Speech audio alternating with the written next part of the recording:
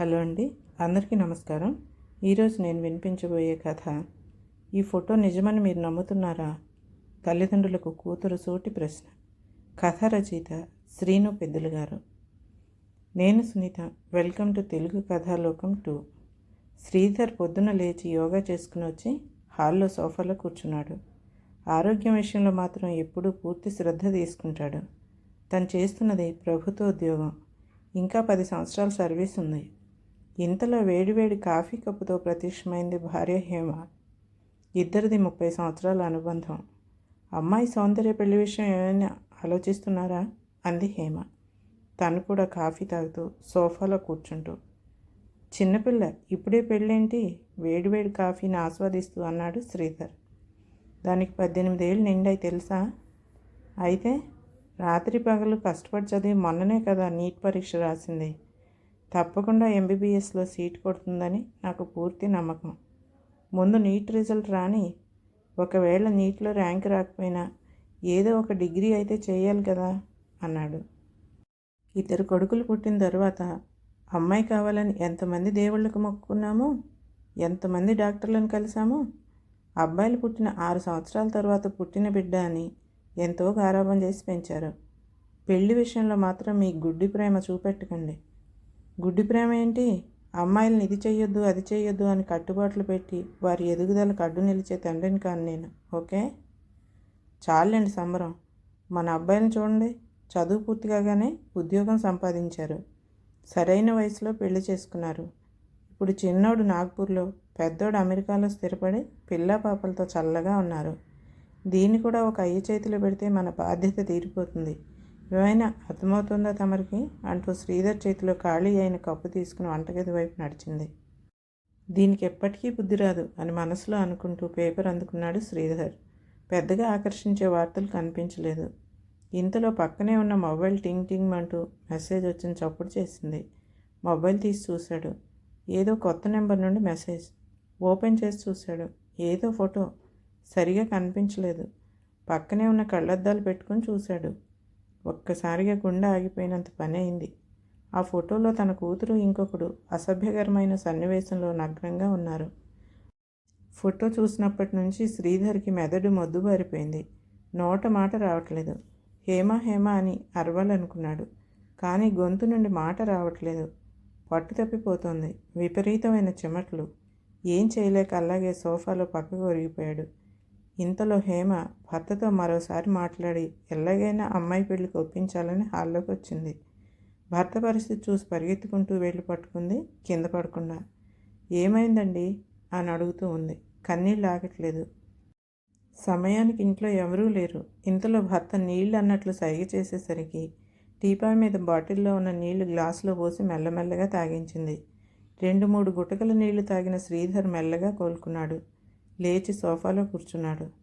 హేమకు కొంచెం ధైర్యం వచ్చింది. ఏమైందండి? ఇప్పుడు ఎలా ఉంది? లేవండి, డాక్టర్ దగ్గరికి వెళ్దాం అంది. శ్రీధర్ వద్దన్నట్లు చేతితో సైగ చేసి సీలింగ్ వైపే చూస్తున్నాడు. అసలు ఏమైంది మీకు? ఇప్పటివరకు బాగానే ఉన్నారుగా. పదండి, డాక్టర్ దగ్గరికి వెళ్దాం అంది మళ్ళీ. శ్రీధర్ తన మొబైల్ తీసి హేమకు ఆ ఫోటో చూపించాడు.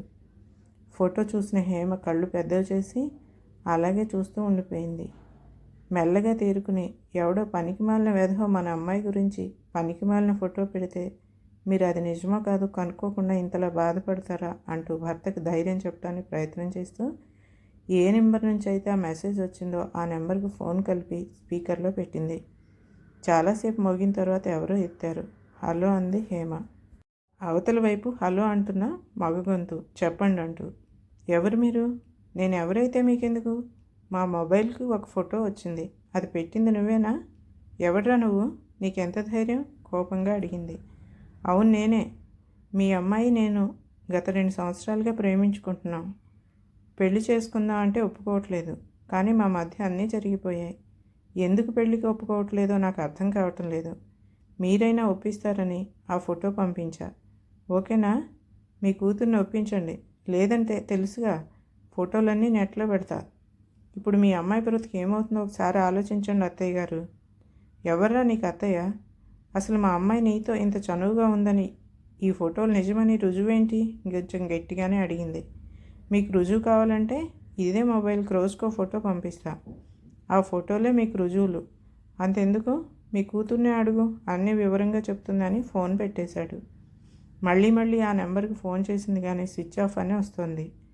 అన్నీ వింటున్న శ్రీధర్ బాధగా హేమ వైపు చూస్తున్నాడు. భార్యాభర్తలిద్దరూ చేతులు తల మీద పెట్టుకుని దిగాలుగా కూర్చున్నారు, ఏం చేయాలో అర్థం కాక. ప్రొద్దుటే జాగింగ్ కని వెళ్ళిన కూతురు ఇంకా ఇంటికి తిరిగి రాలేదు. శ్రీధర్ ఫోన్ తీసి కూతురికి కాల్ చేశాడు.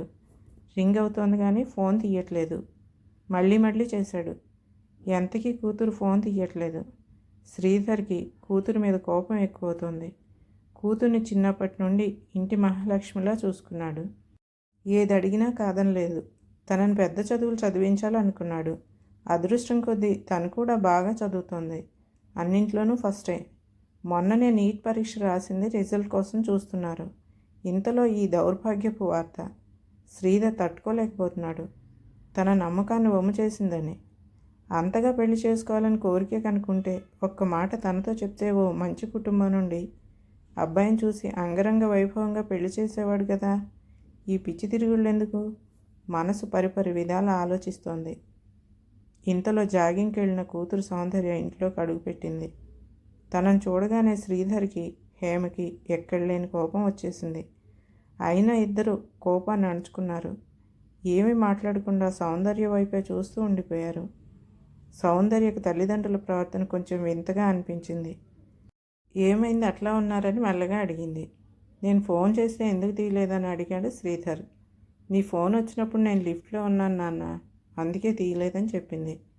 హేమ ఏదో అనబోతూ ఉండగా శ్రీధర్ తనను ఒక చేత్తో ఆపి కూతుర్ని కూర్చోమని చెప్పి తన మొబైల్లోని ఫోటో చూపెట్టాడు.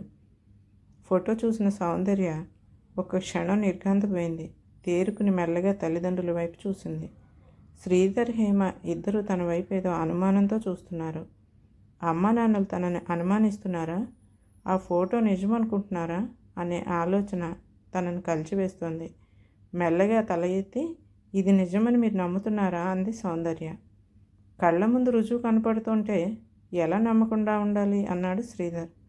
నీకు అంతగా పెళ్లి చేసుకోవాలని ఉంటే ఒక్క మాట మాతో చెప్పొచ్చుగా, మేమే దగ్గరుండి పెళ్లి చేసేవాళ్ళం అంది తల్లి కూతుర్ని ఈసరింపుగా చూస్తూ. నాకు ఒక్క అవకాశం ఇవ్వండి జరిగింది చెప్పడానికి. అసలు ఏం జరిగిందో కూడా తెలుసుకోకుండా మీరు నన్ను అనుమానిస్తున్నారంటే నాకు ఇన్ని రోజులుగా మీ మీద ఉన్న గౌరవం పోతుంది. ఏమని చెప్తావు?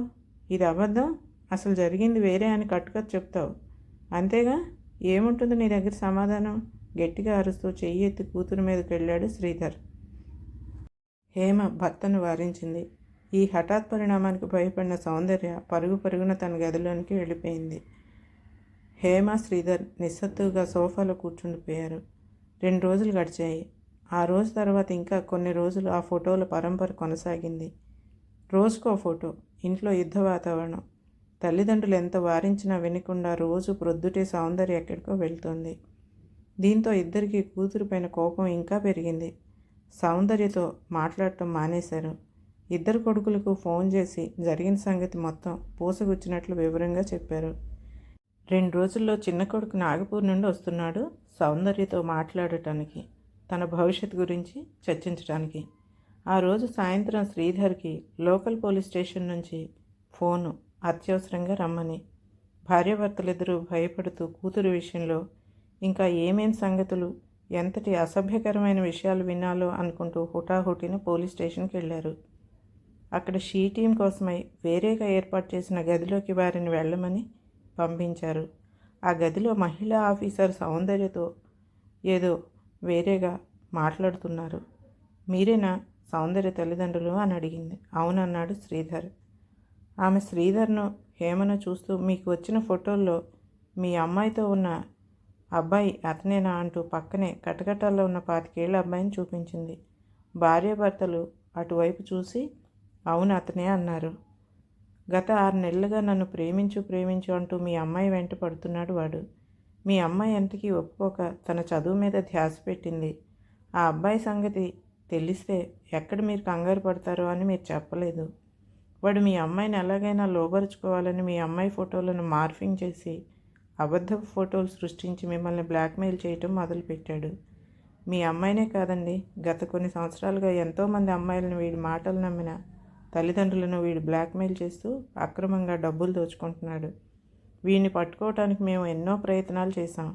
దొరికినట్టే దొరికి పారిపోతున్నాడు. వీడి గురించి చెప్తే ఎక్కడ తన పేరు బయటకు వస్తుందో అని వీడి దాష్టీకానికి బలైన అమ్మాయిలు కానీ వారి తల్లిదండ్రులు కానీ మాకు కంప్లైంట్ చేయలేదు. దాంతో వీడిని పట్టుకోవటం మాకు కష్టమైంది. వీడి ఆగడాలు ఎక్కువైపోయాయి. ఇన్నాళ్లకు మీ కూతురు ధైర్యం చేయడంతో వీడి ఆటలు అరికట్టగలిగాం. వీడు మాకు చిక్కాడు. మీరు మీ కన్నబిడ్డను నమ్మకుండా వాడి ఉచ్చులో పడి ఆమెను అవమానించారు. మీ అమ్మాయి మా దగ్గరకు వచ్చింది కాబట్టి వాడిని మేము తొందరగా అరెస్ట్ చేయగలిగాం. వాడి వేధింపులతో పాటు మీ అవమానాలు భరించలేక మీ అమ్మాయి ఏదైనా అఘాయిత్యం చేసుకుని ఉంటే దానికి ఎవరు బాధ్యులు? మీ అమ్మాయి మీద మీకే నమ్మకం లేకపోతే ఇంకెవరు తనని నమ్ముతారు? కష్టమైన నష్టమైన మీ అమ్మాయి ఇంకెవరితో చెప్పుకుంటుంది? పిల్లలకు అన్నీ ఇచ్చాము, గారాబంగా చూసుకుంటున్నాం అనగానే మన బాధ్యత తీరిపోదు కదా. ప్రతి కష్టంలో నష్టంలో వారికి అండగా తోడుగా ఉండాలి. అంతేగాని ఎవడో కోన్కిస్కాగాడు మీ పిల్లల గురించి ఏదో వాగితే అదే నిజమని నమ్మి మీ పిల్లల మాటలకు విలువ ఇవ్వకపోతే ఎలాగా? మీరే చెప్పండి అంది సీరియస్గా. శ్రీధర్, హేమ దించిన తల ఎత్తకుండా నేల చూపులు చూస్తున్నారు. తాము ఎంత పెద్ద తప్పు చేశారో వాళ్ళకి అర్థమైంది. కన్న కూతుర్ని చూడాలంటే వారి మీద వారికే బాధ కలిగింది. తల్లిదండ్రుల పరిస్థితిని అర్థం చేసుకున్న సౌందర్య, మా అమ్మ నాన్నలు చాలా మంచివారు మేడం. చిన్నప్పటి నుంచి అన్ని విషయాల్లో అన్నయ్యలను నన్ను ఒకేలా చూశారు. ఆడపిల్లలనని ఏనాడు నన్ను చిన్న చూపు చూడలేదు. అర్థం లేని ఆంక్షలు పెట్టలేదు. పూర్తి స్వేచ్ఛనిచ్చారు. నేను ఎక్కడ చెడుదారిలో నడుస్తానో అన్న భయంతోనే ఈ విషయంలో వాళ్ళు అలా ప్రవర్తించారు. నా మంచి కోసమే ఆలోచిస్తూ ఒత్తిడికి గురయ్యారు. అంతకు మించి ఇందులో వారి తప్పేం లేదంటూ శ్రీధర్ వైపు తిరిగి, నాన్న, నేను నీ పెంపకంలో పెరిగిన బిడ్డను. మంచి చెడు తెలుసుకునే విజ్ఞత, సమర్థత మీరిద్దరూ చిన్నప్పటి నుంచి నాకు అలవరిచారు. మీ కూతురు ఎప్పుడూ తప్పు చేయదు. కానీ ఒక్కటి మాత్రం నిజం, తెలుసో తెలియకో పిల్లలు ఏదైనా సమస్యలో చిక్కుకుంటే అమ్మ నాన్నలు వారిని వేలెత్తి చూపటం, వెలివేయటం కాకుండా అర్థం చేసుకుని అండగా నిలవాలి. అప్పుడే వారు ధైర్యంగా ఈ సమాజాన్ని, జీవితంలో వచ్చే కష్ట నష్టాలను ఎదుర్కోగలుగుతారు అంటూ ఇక ఇంటికి వెళ్దామా అని అడిగింది. ఈ మాటలు విన్నాక ప్రస్తుత యువతను తాము ఎంత చులకనగా, బాధ్యత లేని వారిగా చూస్తున్నారో వారికి అర్థమైంది. ప్రేమగా కూతురు భుజం మీద చేయేసి ముందుకు నడిచారు. కథ సమాప్తం. ఈ కథ కనుక మీకు నచ్చినట్లయితే లైక్ చేయండి, షేర్ చేయండి, సబ్స్క్రైబ్ చేయండి.